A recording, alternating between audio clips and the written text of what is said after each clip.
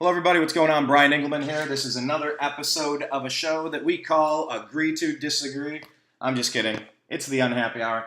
Although it seems like that's been a lot of what we've been doing this week, talking more politics and stuff. It's tough when you're the epicenter of all of it, and LeBron James, perhaps the best player ever to play, jumps right into the middle of it. But we're going to press pause on that conversation for a second, and we're going to talk about what's going on in the NBA and on the collegiate level, and I think we might have the perfect guest for it. My next guest, Zak Baris, he's been on the program for pretty much 6 years, pretty much as long as we've been doing the Unhappy Hour. Zak has been here with us. He has worked on both levels, both the collegiate level and the professional level in basketball. And there's something going on right now with Adidas, with money transferring to students.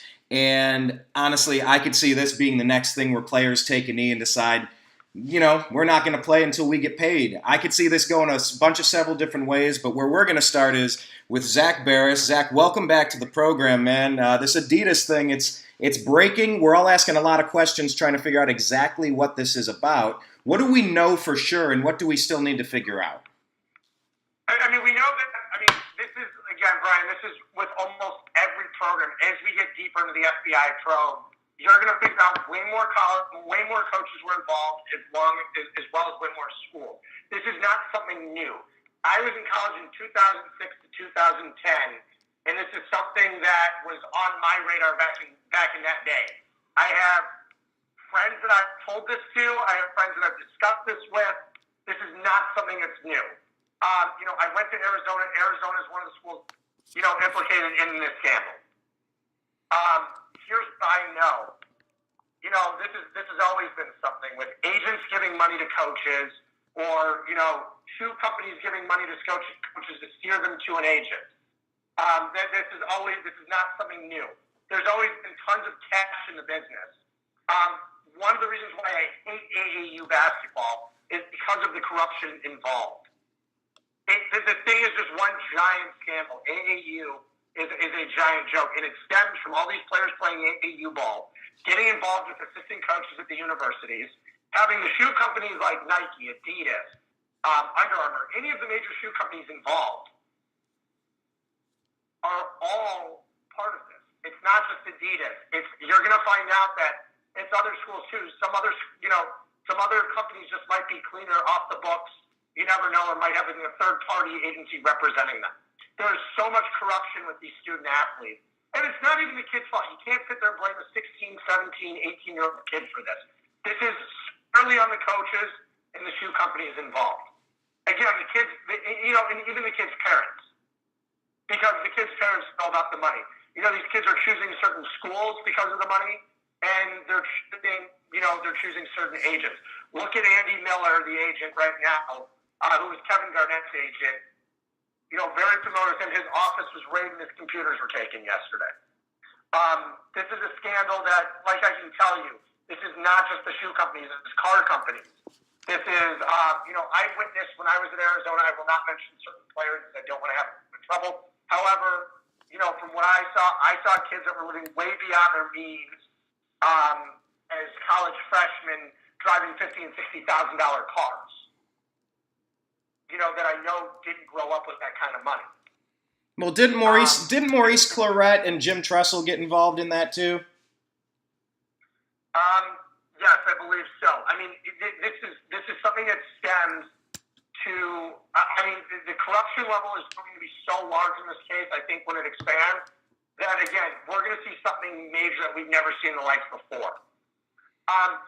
Don't forget, this happened with the Fab Five in Michigan. This happened, with guys like Chris Webber and those guys back in the day in Michigan. This is not something new. This has been going on for years.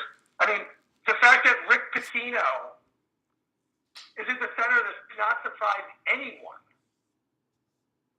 Yeah, I'm finding very few people that are surprised by much of this at all. To pretend that this money hasn't been filtering to college programs for a very long time. There's a black market. When you ban stuff, you create a black market, whether it's marijuana on the streets or whether it's money in college. For the NCAA to say that these guys can't work jobs and can't get paid for the billions that they're bringing in, that's billions with a B.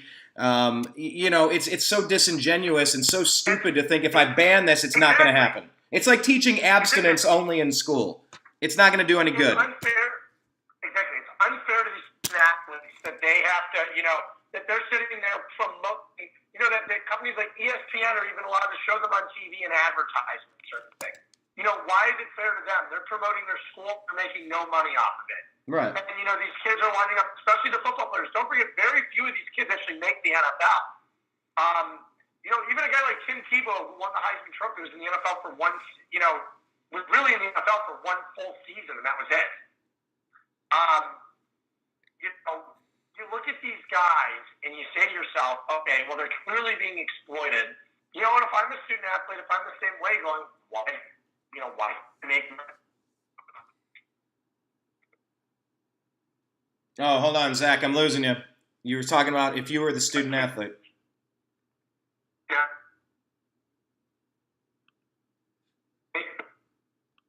All right, I'm going to call him right back.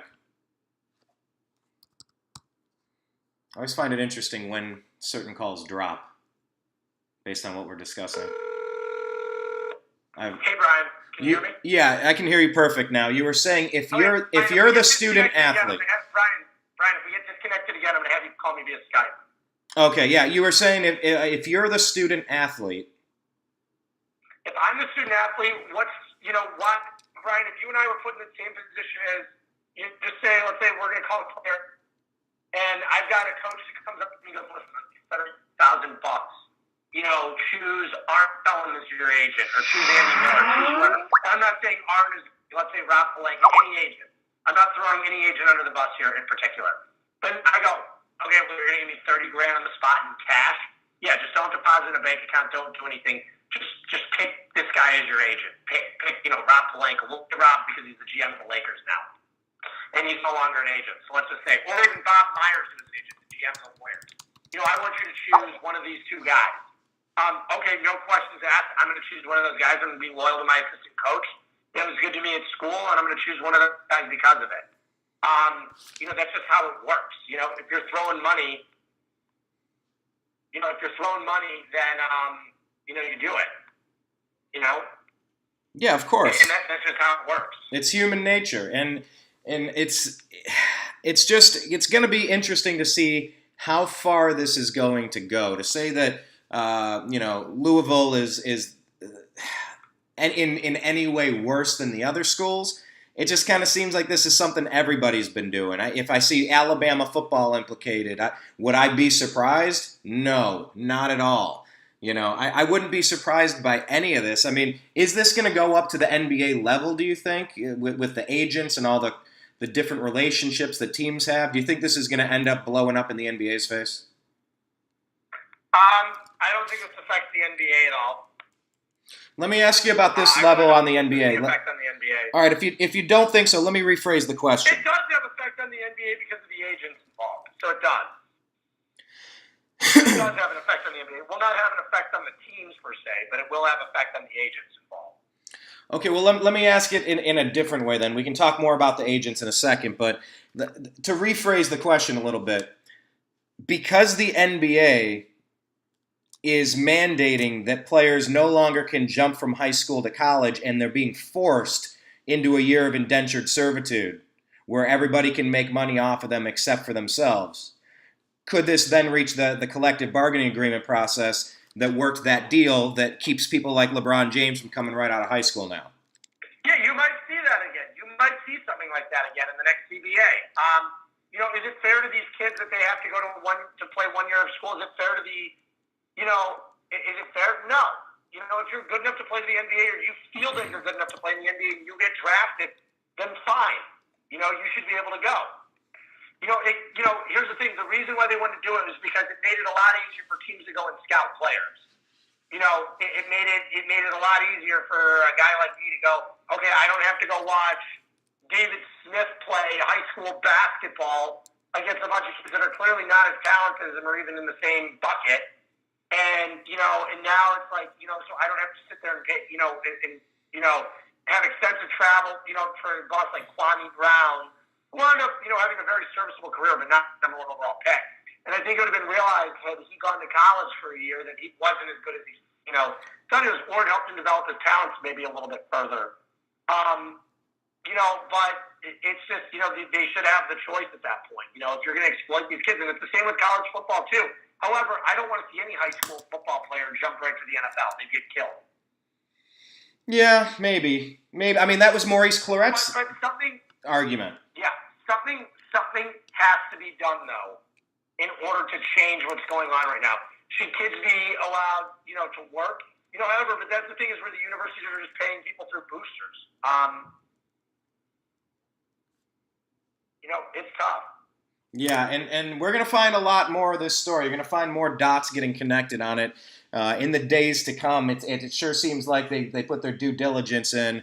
So we'll see. I feel like the tentacles of this, if they want to keep looking, I feel like this is going to go everywhere, and this story is the beginning of something that's going to be really big.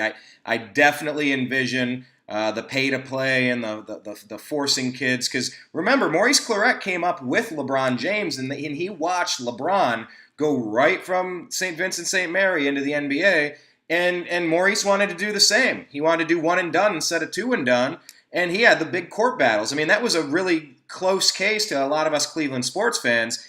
But if you're going to have evidence and cases and convictions now where millions and tens of millions, hundreds of millions of dollars are being funneled around in a covert way to make sure everybody gets paid but the student athlete, man, I really think this is going to change things. But like I said, I think we're going to have to wait to get some more information on that. So let me do this. For post-production purpose, I think we'll press pause right there and we'll switch over to Dwayne Wade, the Cavaliers, and the NBA, unless you had anything else you wanted to add to this, because we can talk about it, in the days and weeks to come as well.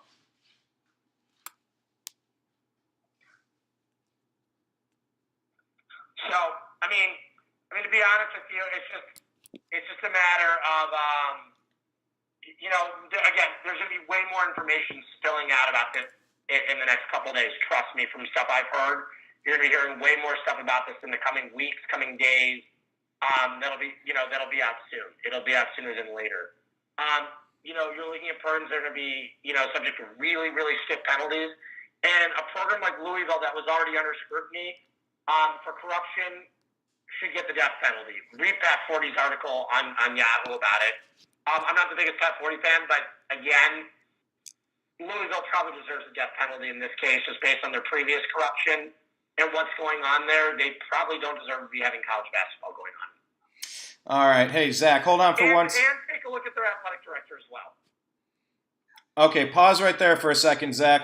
Tom, how you doing? Can you hear me? Yeah, I hear you fine. All right, good. Do you have a question for Zach about the Adidas scandal or about the Cleveland Cavaliers?